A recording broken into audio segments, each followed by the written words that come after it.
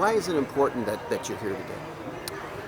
Well, as we all know, the city of Stockton has experienced a string of violence through the almost first 90 days of 2022, 16 homicides. This particular community experienced the most recent homicide that took place 2 nights ago. And it's important for the community to know and understand that their city, the community-based organizations, the private sector, we care about what's going on. And we're willing to respond, and we will continue to respond to ensure that the needs of our communities that are impacted by this violence are met, and they feel the support so that they can begin to experience hope and healing throughout their life. Do you know how this all came together so quickly? Yes, myself and the city manager, along with Stockton PD and the Office of Violence Prevention, we had a meeting yesterday, and we discussed a response to the community. And this is the result of that. As mayor, one of the things I've come to love over this past year is that there are so many organizations, there's so many people in our community that want to make a difference, especially in this space, and provide support for the community. So it wasn't hard to make a phone call to say, this is what the need is for the community, how can you support? And this is a result of that. I've met with families over the last 90 days that have been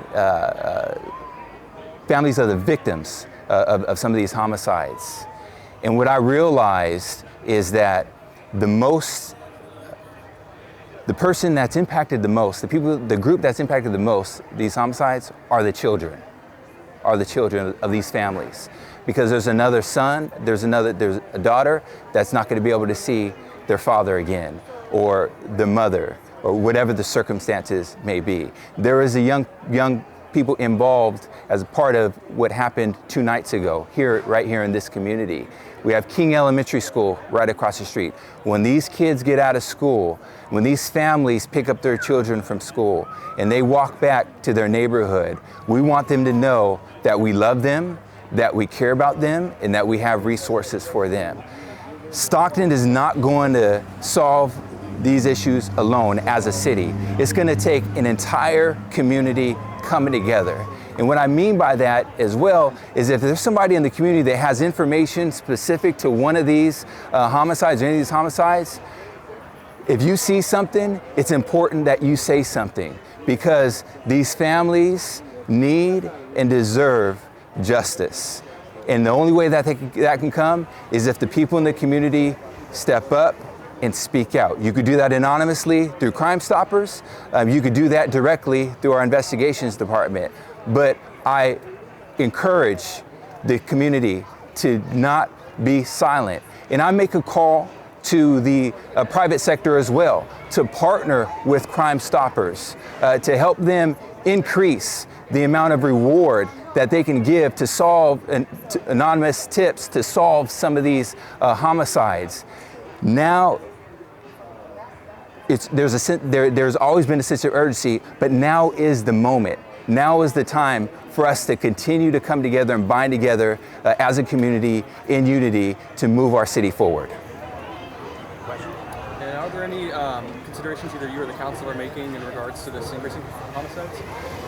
What we realize is that the demographics, the location, the circumstances surrounding these 16 homicides, they are just as diverse as our community is. So what I mean by that is not one particular area in our city is a target of these homicides. It's throughout. In addition to that, what the city of Stockton is doing, we have to continue our efforts through the Office of Violence and Preventions and our outreach efforts with our community partners as it relates to the group and gang violence portion of the homicides that have been taking place, which we know accounts for about 40% of the 16 homicides that have taken place.